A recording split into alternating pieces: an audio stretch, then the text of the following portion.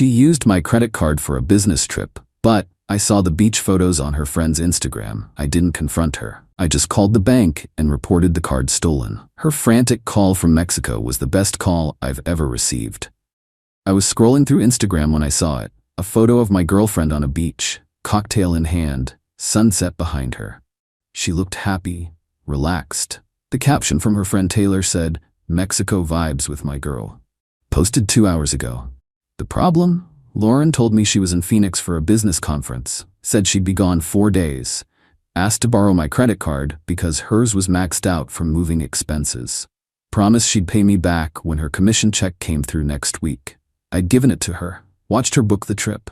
Fairmont, Phoenix, 4 nights, conference rate, flight leaving yesterday morning. Except she wasn't in Phoenix, she was in Mexico, with Taylor. And I had proof. I'm Marcus, I'm 34, work in logistics, been with Lauren for 2 years, she's 31. Does pharmaceutical sales, or says she does. Her income swings wildly. Some months flush, other months broke. Always an explanation.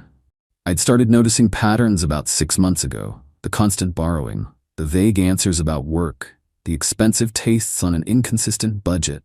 But I'd ignored it, made excuses, told myself relationships require compromise, that helping your partner is what you do. I'd been wrong about that. Very wrong. I took screenshots of Taylor's posts, not just the beach photo, all of them. Lauren by the pool, Lauren at a resort bar, Lauren on a boat. 6 photos total. All clearly Mexico. All posted in the last 3 hours, all with geotags. Cabo San Lucas. Then I did something I'm not proud of but had been thinking about for weeks. I opened Lauren's laptop. She'd left it at my place. Used it here more than her own apartment.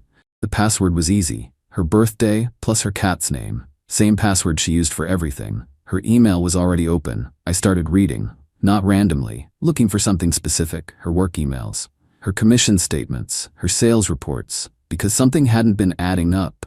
Her stories about work never quite lined up. The companies she mentioned, the conferences that seemed to happen every other month, the training sessions that required travel. What I found was worse than I expected. Lauren didn't work for a pharmaceutical company. At least not anymore. She'd been laid off 8 months ago. 8 months. There were termination papers, severance agreement, everything dated back to January. It was September now. 8 months of lies. 8 months of fake work stories, fake business trips, fake commission checks that were always coming next week. I kept digging. Found her bank statements. The severance money was gone. Spent over the spring, credit cards maxed, overdraft fees piling up. She was broke, had been for months. Then I found something else. Travel bookings. Not Phoenix. Never Phoenix. Cabo San Lucas, booked 3 weeks ago, round trip for 2. Lauren and Taylor, resort package, all inclusive. Total cost on my credit card that she'd used yesterday, except she'd lied about the destination. The hotel, everything. I sat there for a long time, just processing. 2 years. I'd spent 2 years with someone who could lie that easily, that completely, who could look me in the eye and create an entire fictional life, who could borrow money for fake business trips while actually unemployed. The anger came later. First was just this cold clarity, like everything suddenly made sense. Every weird inconsistency, every vague answer, every time she'd been defensive when I asked about work. It all fit now. I took photos of everything, the termination papers, the bank statements, the Mexico booking, the emails where she and Taylor planned the trip, discussed using my card, laughed about the Phoenix story, how I'd believe anything, how easy I was. That hurt worse than the money.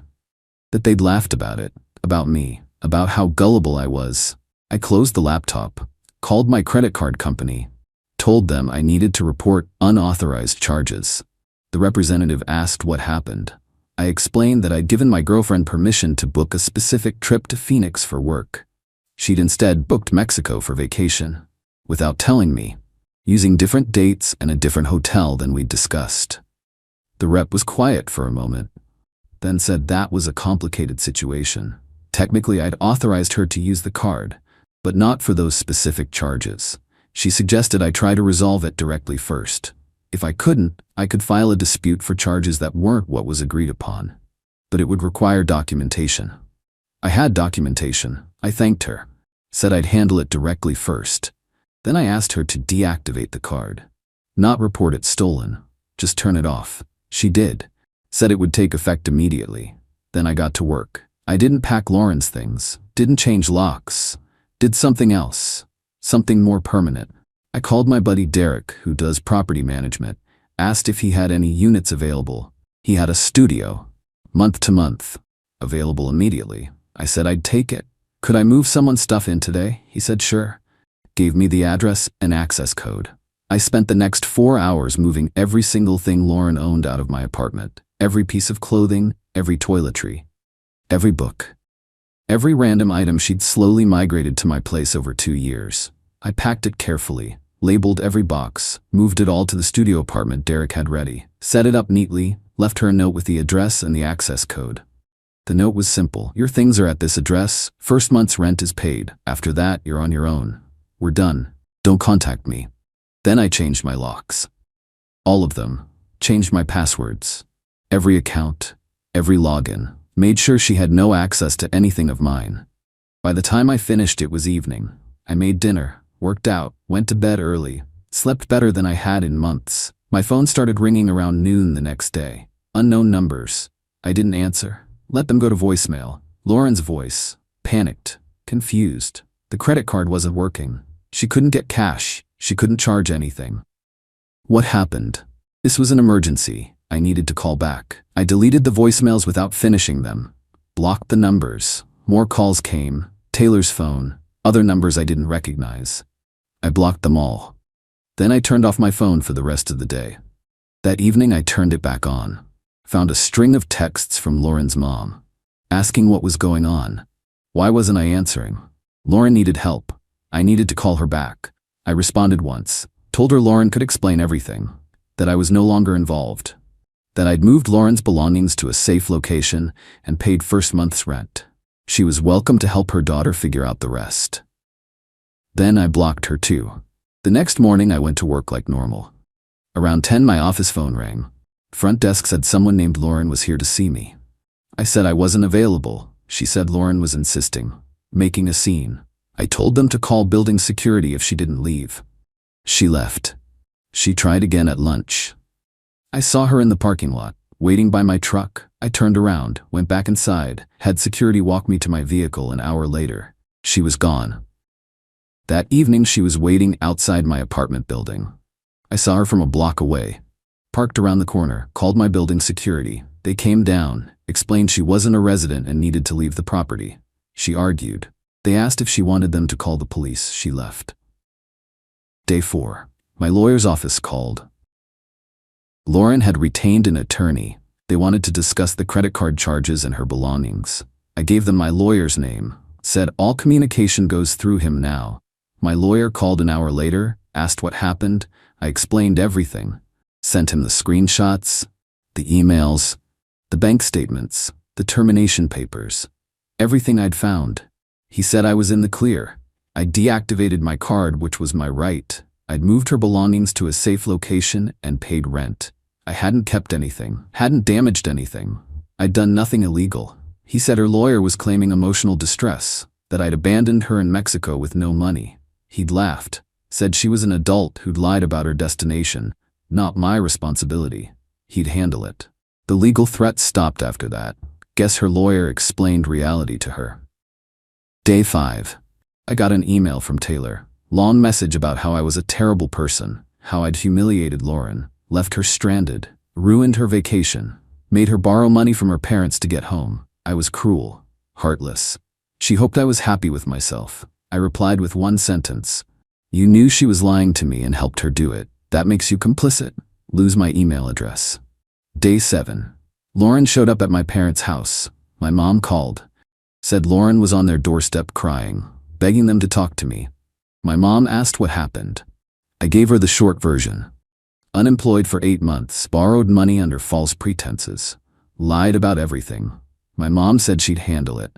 Called me back 10 minutes later. Said she'd sent Lauren away.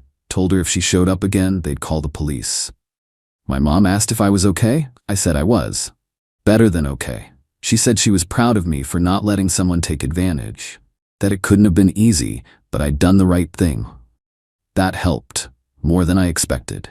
2 weeks in, Lauren sent a letter to my apartment. Building held it at the desk. I picked it up, opened it in the lobby, read it standing there. Long letter, 5 pages. She was sorry. She'd made mistakes, lost her job and panicked. Didn't know how to tell me. Kept pretending everything was fine. The lies spiraled. She knew she'd hurt me, betrayed my trust. She wasn't asking for another chance, just wanted me to know she was sorry, that she understood why I'd walked away. The last page was different. She'd gotten a job, real one, retail management, starting next week. She was moving back to her parents' place, getting her life together, paying off her debts. She said she'd pay me back everything she owed, however long it took, even if I never spoke to her again. I almost threw the letter away, but something stopped me. Maybe it was the tone. Different from the desperate voicemails, more honest, more aware. I folded it up, put it in my truck, didn't respond but didn't trash it either. 3 weeks in, I was at the gym when I ran into someone from Lauren's old company, guy named Brad. We'd met at a holiday party 2 years ago. He asked how Lauren was doing, if she'd found something new yet. I said we'd broken up. He looked uncomfortable, said he was sorry to hear that. Then he said something interesting, said he'd always thought Lauren was talented, just made some bad choices. Office politics stuff. She'd been given warnings but didn't take them seriously. Eventually management had to let her go. I asked what he meant by bad choices. He hesitated, then said she'd been falsifying sales numbers, not hugely, just padding her reports, making quotas she wasn't actually hitting. When they audited her accounts, it all fell apart.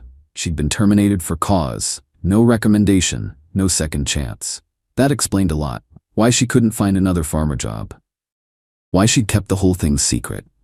It wasn't just unemployment. It was a termination for ethics violations. In an industry where reputation matters, she was blacklisted. I thanked Brad for the information. He said he probably shouldn't have told me. I said it was fine. It just confirmed what I already knew. That Lauren had been lying long before she'd lied to me. 1 month post-Mexico, I started seeing someone new. Her name is Angela. She's an accountant. Met her through a friend. We went out for coffee, then dinner, then a second dinner. She was different from Lauren. Quiet, thoughtful, asked questions and actually listened to answers. Paid for her own meals without making it a thing. On our 3rd date, she asked about my last relationship, why it ended. I gave her the condensed version. She nodded, said she understood. Then she asked if I was over it, if I was ready to date. I thought about it, told her honestly I wasn't sure. The betrayal was still fresh. The anger had mostly faded, but the distrust was still there. She deserved to know that. She appreciated the honesty. Said she'd been through something similar. Ex-boyfriend who'd run up her credit cards. Left her with debt and trust issues.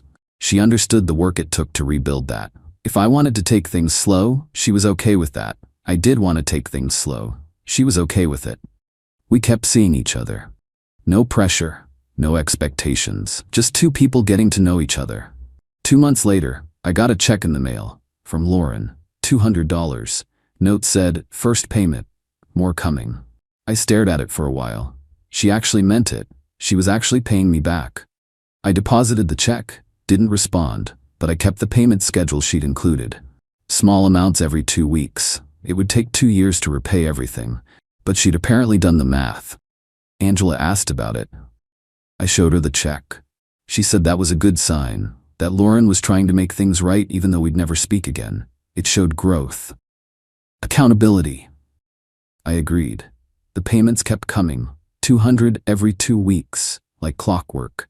Never a day late, never a message attached, just the checks. By month 4 I'd gotten 8 of them, $1,600 back. I never reached out, never acknowledged them beyond depositing them. That was the deal. She'd pay me back. I'd move on. No contact, no reconciliation, just a debt being repaid. Angela and I are doing well. 6 months in, and it's steady. Healthy. She met my parents last month. They loved her.